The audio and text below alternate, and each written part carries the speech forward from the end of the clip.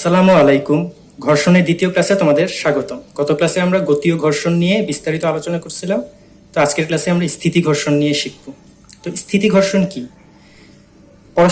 পরস্পরের স্পর্শে বা সংস্পর্শে থেকে একটি বস্তু যখন অপরটির উপর গতিশীল না হয় কিন্তু হওয়ার চেষ্টা করে, তখন তাদের মিলনতলে যে ঘর্ষণ ক্রিয়া করে তাকে স্থিতি ঘর্ষণ বলে।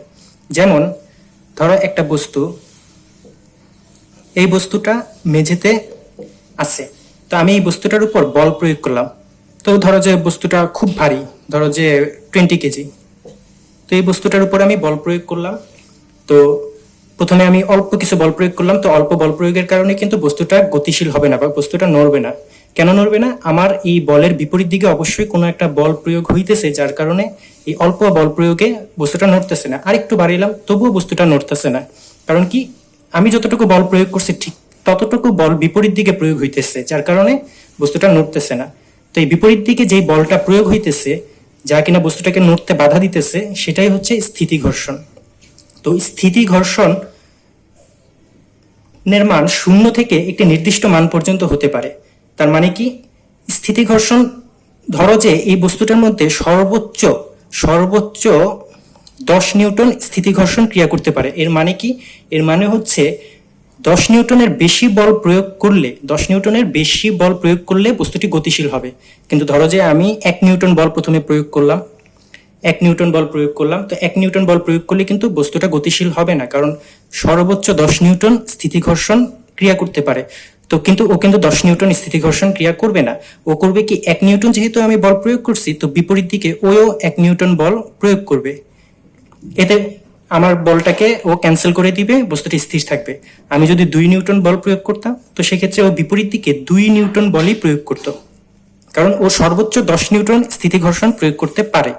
আমি যদি 10 নিউটন বল প্রয়োগ করি, ওও কিন্তু 10 নিউটন বল প্রয়োগ করে আমার বলটাকে ক্যান্সেল করে দিবে, বস্তুটা গতিশীল হবে না। কিন্তু আমি যদি 10 নিউটনের একটু বেশি পরিমাণ বল প্রয়োগ করি, 10 নিউটনের চাইতে একটু বেশি বল প্রয়োগ করি, ও তো সর্বোচ্চ 10 নিউটনকেই ক্যান্সেল করতে পারে। তো সেক্ষেত্রে কিন্তু বস্তুটা গতিশীল হবে। যেমন ধরো আমি যদি 11 নিউটন বল প্রয়োগ করি, তো সেক্ষেত্রে কিন্তু ও 10 নিউটন ক্যান্সেল করতে পারবে, কারণ ও সর্বোচ্চ স্থিতি ঘর্ষণ 10 নিউটন। ও কিন্তু তারপর 1 নিউটন বলের কারণে কিন্তু বস্তুটা গতিশীল হবে, সামনের দিকে গতিশীল হবে। অর্থাৎ সেজন্যই বলা হয়েছে যে স্থিতি ঘর্ষণের মান 0 থেকে একটি নির্দিষ্ট মান পর্যন্ত হতে পারে। অর্থাৎ স্থিতি ঘর্ষণের মান কেমন হবে সেটা ডিপেন্ড করে হচ্ছে গিয়ে আমি কতটুকু বল প্রয়োগ করতেছি। আমি যদি ঘর্ষণের যে কম পরিমাণ, স্থিতি ঘর্ষণের সর্বোচ্চ মানের চেয়ে কম পরিমাণ বল প্রয়োগ করি, সেক্ষেত্রে কিন্তু স্থিতি ঘর্ষণ ঠিক ওই বলের সমানই হবে আমি যতটুকু বল প্রয়োগ করব। কিন্তু আমি যদি স্থিতি ঘর্ষণের সর্বোচ্চ মানের চেয়ে বেশি পরিমাণ বল প্রয়োগ করি, সেক্ষেত্রে কিন্তু বস্তুটা গতিশীল হবে।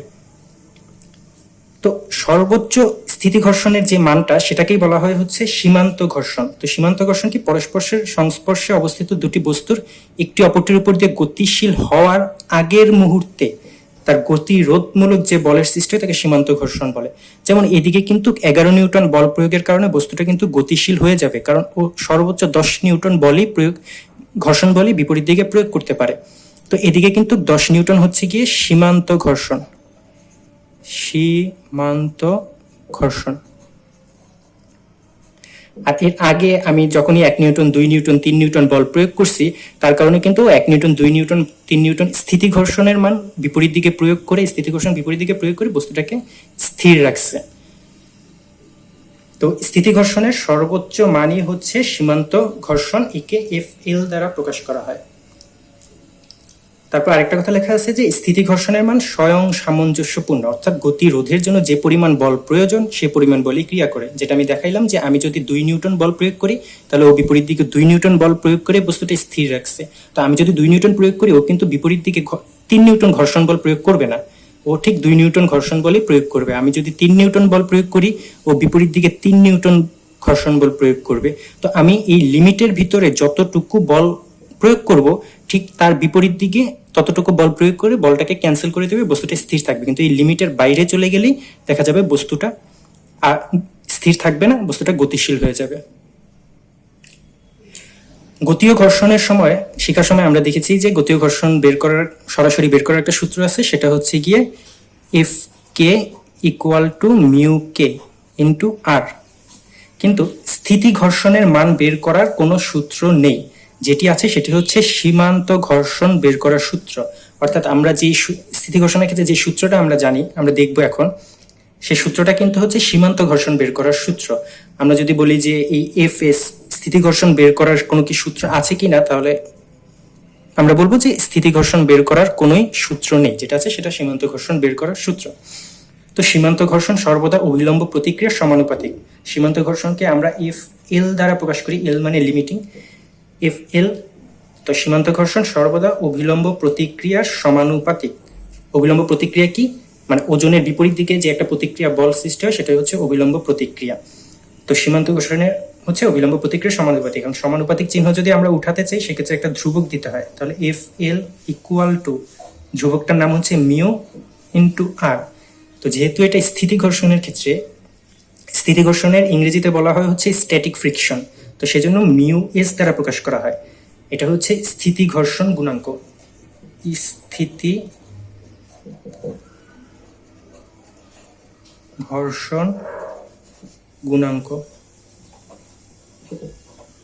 আমরা গতীয় ঘর্ষণের ক্ষেত্রে দেখছিলাম যে গতীয় ঘর্ষণ গুণাঙ্ক একটা আছে সেটা, আর এটা হচ্ছে স্থিতি ঘর্ষণ গুণাঙ্ক। তো এই সূত্র দিয়ে আমরা সীমান্ত ঘর্ষণের মানটা বের করে ফেলতে পারি। সীমান্ত ঘর্ষণ, এটা কিন্তু স্থিতি ঘর্ষণ বের করার কোনো সূত্র না, এটা হচ্ছে সীমান্ত ঘর্ষণ, অর্থাৎ একটি বস্তু সর্বোচ্চ কি পরিমাণ ঘর্ষণ বল প্রয়োগ করতে পারে, ক্রিয়া করতে পারে, সেটা বের করার সূত্র। সেটা হচ্ছে F L equal to mu S into R. এখন আমরা কিছু ম্যাথ প্র্যাকটিস করব, তাহলে জিনিসগুলো আরো ক্লিয়ার হয়ে যাবে। তো প্রথম ম্যাথের মধ্যে কি দেখানো আছে যে 5 কেজি ভরের একটি বস্তু মেঝেতে আছে। তো এই বস্তুটার সাথে একটি ভর ঝুলিয়ে দেওয়া হচ্ছে, ভরটা হচ্ছে 1 কেজি। তো এই 1 কেজি ভরের বস্তুটা ওজনের কারণে নিচের দিকে একটি টান অনুভব করবে, নিচের দিকে ওজনের কারণে নিচের দিকে একটি বল অনুভব করবে। তো এই নিচের দিকে যে পরিমাণ বল অনুভব করবে ঠিক সেই পরিমাণ বলেই কিন্তু এই বস্তুটাকে টানবে। এই বস্তুটা কিন্তু সেই পরিমাণ বলেই টানবে, যে পরিমাণ বল নিচের দিকে বস্তুটা ওজনের জন্য অনুভব করবে ঠিক সে পরিমাণ বলেই কিন্তু এই 5 কেজি ভরের বস্তুটাকে টানা হবে। তো তার মানে এই 5 কেজি ভরের বস্তুর উপর কতটুকু বল প্রয়োগ করা হইতেছে, যে পরিমাণ ওজন এটার উপর ক্রিয়া হইতেছে সেটাই হচ্ছে 5 কেজি ভরের বস্তুর উপর প্রয়োগকৃত বলের পরিমাণ। তো আমাদের এখানে ক নম্বর প্রশ্নে দেওয়া হচ্ছে যে সীমান্ত ঘর্ষণের মান কত। ক, সীমান্ত ঘর্ষণ আমরা জানি যে F L equal to mu S into R. তো মিউ এস এর মান দেওয়া আছে 0.3 ইন্টু গতীয় ঘর্ষণ গুণাঙ্কের মতো স্থিতি ঘর্ষণ গুণাঙ্কেরও কিন্তু কোনো একক নেই, কারণ এটা হচ্ছে দুইটি বলের অনুপাত। তো যার কারণে একক একক কাটাকাটি চলে যায়, এটার কোনো একক থাকে না। তো এটা অভিলম্ব প্রতিক্রিয়া কি?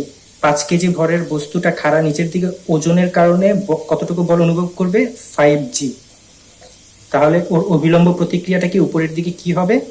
5g হবে, কারণ হচ্ছে গিয়ে বস্তুটা কিন্তু উপরেও যাবে না নিচেও যাবে না, বস্তুটা কিন্তু ভার্টিক্যালি স্থির থাকবে। তো সেক্ষেত্রে কিন্তু বস্তুটা উপরের দিকে এবং নিচের দিকে সমান পরিমাণ বল প্রয়োগ হইতেছে বলেই কিন্তু বস্তুটা স্থির আছে। তো সেক্ষেত্রে আর এর মানটা কি হয়? 5 ইন্টু জি, জি এর মান হচ্ছে 9.8 ইকুয়াল টু 14.7 নিউটন। অর্থাৎ সীমান্ত ঘর্ষণের মান কত? 14.7 নিউটন। অর্থাৎ এই বস্তুটা সর্বোচ্চ 14.7 নিউটন স্থিতি ঘর্ষণ প্রয়োগ করতে পারে, এর বেশি না। এর বেশি যদি এর বস্তুর উপর বল প্রয়োগ করা হয় তাহলে বস্তুটা গতিশীল হয়ে যাবে, কিন্তু এর কম প্রয়োগ করলে বস্তুটা স্থির থাকবে। তো স্থিতি ঘর্ষণের মান কত? তো ফার্স্টে আমরা দেখি যে এই বস্তুটা নিচের দিকে কতটুকু বল অনুভব করতেছে। বস্তুটা কিন্তু নিচের দিকে ওজনের কারণে mg পরিমাণ বল অনুভব করতেছে, মানে হচ্ছে m এর মান দেওয়া আছে 1 KG into 9.8 equal to 9.8 Newton. অর্থাৎ বস্তুটা নিচের দিকে 9.8 নিউটন বল অনুভব করতেছে। তো এই বলে বস্তুটা নিচের দিকে টান অনুভব করতেছে, তো ঠিক এই পরিমাণ টানই কিন্তু এদিক দিয়ে প্রয়োগ হবে। তো সেক্ষেত্রে এদিকে যেই বলটা অনুভব করতেছে এই বস্তুটা, সেটাও কিন্তু একই হবে 9.8 নিউটন। অর্থাৎ 9.8 নিউটন বলে এই বস্তুটাকে কেউ একজন টানতেছে, এরকমটাই এই বস্তুটা ফিল করবে। তো সেক্ষেত্রে এই 9.8টা কিন্তু সীমান্ত ঘর্ষণের চাইতে ছোট, অর্থাৎ এদিকে কিন্তু F less than F limiting, অর্থাৎ সীমান্ত ঘর্ষণের চাইতে যে বলটা বস্তুটার উপর প্রয়োগ করা হইতেছে সেটা ছোট, মানে কি বস্তুটা বস্তুটা সর্বোচ্চ 14.7 নিউটন পরিমাণ ঘর্ষণ বল প্রয়োগ করতে পারে, বিপরীত দিকে 14.7 নিউটন পরিমাণ ঘর্ষণ বল প্রয়োগ করতে পারে। তো এর উপর দিয়ে যদি আমি 9.8 নিউটন বল প্রয়োগ করি তাহলে কিন্তু এই বল দিয়ে বস্তুটাকে গতিশীল করা সম্ভব না, কারণ এই 9.8 নিউটন বল তো পিছনের দিকে ক্রিয়া হয়ে বস্তুটাকে স্থির রাখবে। তো তার মানে এদিকে কতটুকু ঘর্ষণ বল প্রয়োগ হবে, স্থিতি ঘর্ষণের মান এই ক্ষেত্রে কত হবে, এই ক্ষেত্রে স্থিতি ঘর্ষণের মান, স্থিতি ঘর্ষণ এফ এস ইকুয়াল টু এই ক্ষেত্রে হবে হচ্ছে কি 9.8 নিউটন, কারণ 9.8 নিউটন বলে যেহেতু আমি ওকে টানতেছি, তো সেক্ষেত্রে বিপরীত দিকে 9.8 নিউটন বল প্রয়োগ করে বস্তুটাকে স্থির রাখবে। বস্তুটা কিন্তু সর্বোচ্চ 14.7 নিউটন বল অনুভব করতে পারে, প্রয়োগ করতে পারে ঘর্ষণ হিসেবে, কিন্তু ও কিন্তু 14.7 নিউটন বল প্রয়োগ করবে না।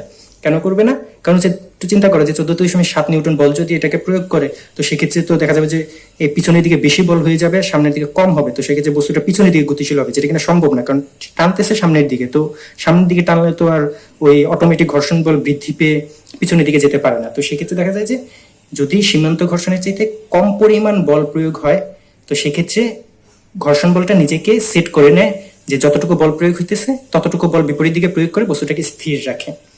এখানে সর্বোচ্চ যদি এটা 14.7 নিউটন হতো তাহলেও বিপরীত দিকে 14.7 নিউটন বল প্রয়োগ করে বস্তুটাকে স্থির রাখতো, কিন্তু 14.7 বেশি হলেই বস্তুটা গতিশীল হয়ে যাবে।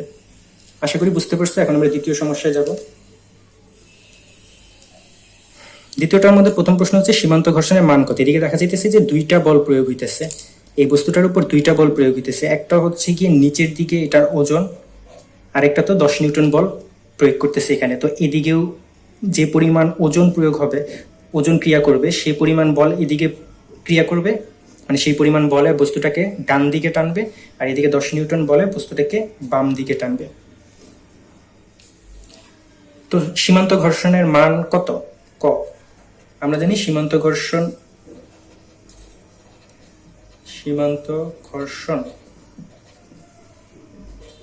FL equal to mu S into R. তো সেক্ষেত্রে মিউ এস এর মান দেওয়া আছে 0.4 ইন্টু আর এর মান দেওয়া আছে হচ্ছে, আর এর মান দেওয়া নেই, যেহেতু খাড়া নিচের দিকে একটা ওজন প্রয়োগ হবে, ওজনটা হচ্ছে 6g, তাহলে ঠিক অভিলম্ব প্রতিক্রিয়া নিউটনের তৃতীয় সূত্র অনুসারে সমান ও বিপরীত ধর্মী একটা বল, বিপরীত সমান একটি বল বিপরীত দিকে প্রয়োগ হবে। তো সেটা হচ্ছে কি 6g, এটা হচ্ছে আর, তার মানে 6g equal to 0.4 into 6 into 9.8 equal to 23.52 Newton. অর্থাৎ সীমান্ত ঘর্ষণ মানে সর্বোচ্চ, এই বস্তুটা সর্বোচ্চ 23.52 নিউটন পরিমাণ বল বিপরীত দিকে প্রয়োগ করতে পারে। সীমান্ত ঘর্ষণের মান কত? 23.52। তারপর হচ্ছে কি স্থিতি ঘর্ষণের মান কত? স্থিতি ঘর্ষণ, তো আমি দেখবো আগে যে এই বস্তুটার উপর টোটালি কতটুকু বল প্রয়োগ করা হইতেছে। এই বস্তুটার উপর এদিকে তো 10 নিউটন বল প্রয়োগ হইতেছে, তো এদিকে কতটুকু বল প্রয়োগ হইতেছে সেটা দেখবো আগে। ডানে কতটুকু বল প্রয়োগ হইতেছে, এই ওজন যতটুকু নিচের দিকে ক্রিয়া করতেছে ঠিক ততটুকু বল দিয়েই কিন্তু বস্তুটাকে ডান দিকে টানা হইতেছে। তার মানে ওজন যতটুকু ততটুকু বলেই কিন্তু ডান দিকে ক্রিয়া হইতেছে। তো এটার ওজন হচ্ছে কি W equal to mg equal to m এর মান 2 ইন্টু 9.8 ইকুয়াল টু 19.6 নিউটন। অর্থাৎ এদিকে কিন্তু বস্তুটাকে 19.6 নিউটন বলে টানা হইতেছে। তাহলে একটু চিন্তা করো যে দুই দিকেই বল প্রয়োগ করা হইতেছে, তাহলে ঘর্ষণ বল কোন দিকে প্রয়োগ হবে? আমরা জানি যে ঘর্ষণ বল যেদিকে বস্তুকে বল প্রয়োগ করা হয় তার বিপরীত দিকে ক্রিয়া করে, কিন্তু বস্তুটাকে কিন্তু বল এদিকেও প্রয়োগ করা হইতেছে, এদিকেও প্রয়োগ করা হইতেছে, তাহলে ঘর্ষণ বলটা কোন দিকে হবে? তো আমরা বড় বলটাকে পজিটিভ ধরতে পারি এদিকে, কারণ এই দিকে, আর ছোট বলটাকে নেগেটিভ ধরতে পারি, ঠিক আছে? তো সেক্ষেত্রে নিট বল এফ নেট টোটালি এদিকে কতটুকু বল প্রয়োগ করা হইতেছে? টোটালি প্রয়োগ করা হইতেছে 19.6 মাইনাস 10 ইকুয়াল টু 9.6 নিউটন।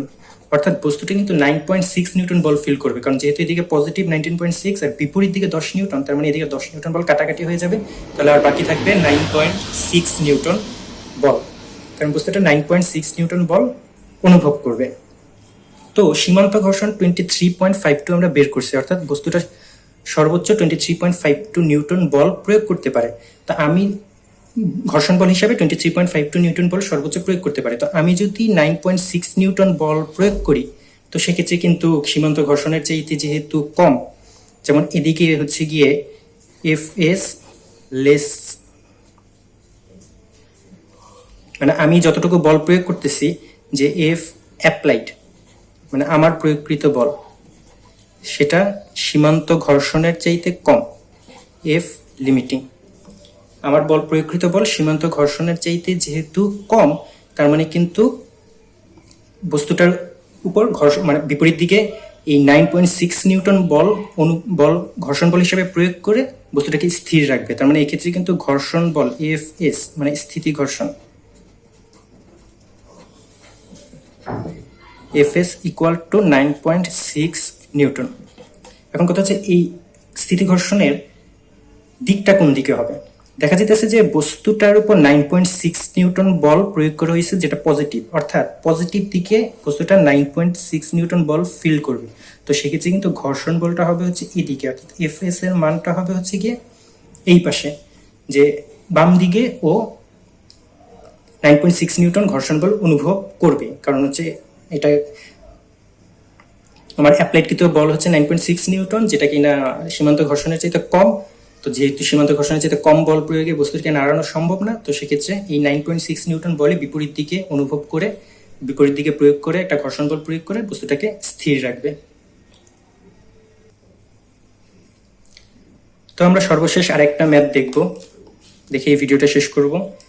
দেখো এক্ষেত্রে বস্তুটাকে বলটাকে প্রয়োগ হইতেছে কিন্তু কোনাকুনি। কেন কোনাকুনি? বস্তুটা এই যে 60 কেজি ভরের একটা মানুষ ঝুলে আছে, তো এই ক্ষেত্রে 60 কেজি ভরের মানুষটা নিচের দিকে একটা ওজন অনুভব করবে, ঠিক যেই বলে ওজনটা অনুভব করবে ঠিক সেই বল দিয়ে এদিকে একটা টান প্রয়োগ হবে। এদিকে যেই বলে মানুষটা নিচের দিকে ওজন অনুভব করবে, মানুষটা কিন্তু এই বস্তুটার উপর সেই পরিমাণ বলই প্রয়োগ করবে। তো তার মানে এটা হচ্ছে ওজনের সমান বল, এটা হচ্ছে ওজনের সমান বল এই ব্লকটা অনুভব করবে। তো প্রথমটা হচ্ছে গিয়ে সীমান্ত ঘর্ষণের মান কত।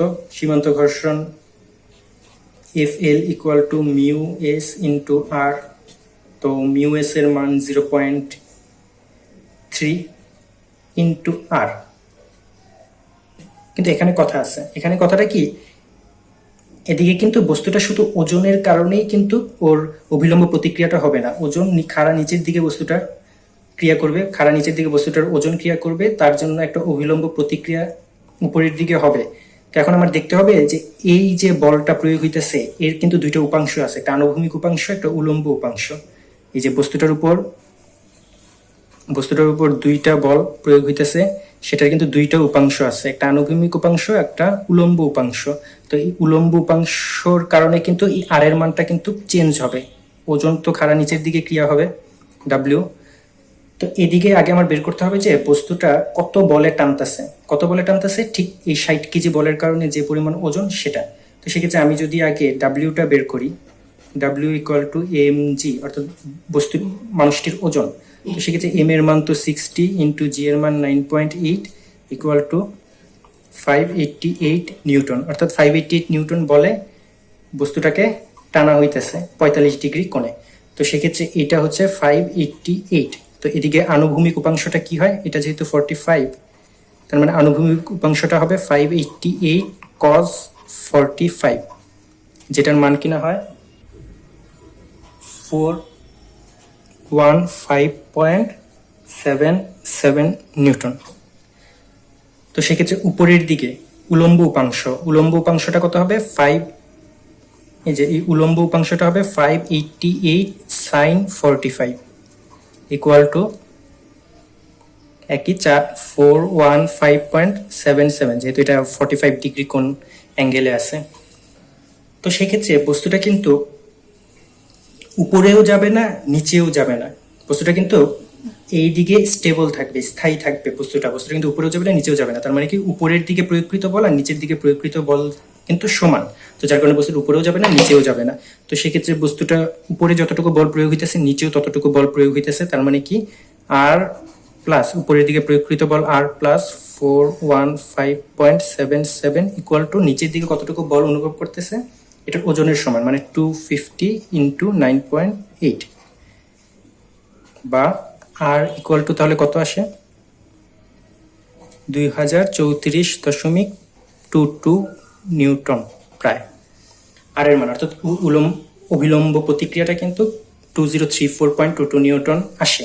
এখানে কিন্তু এক্ষেত্রে কিন্তু সেটা বস্তুর ওজনের সমান হলো না। তো এক্ষেত্রে যে যখনই কোনাকুনি বল প্রয়োগ হবে, যখনই কোনো একটা অ্যাঙ্গেল রেখে বল প্রয়োগ হবে, সেক্ষেত্রে কিন্তু এই আনুভূমিক উলম্ব উপাংশটা বের করে তারপর আর এর মানটা বের করতে হবে।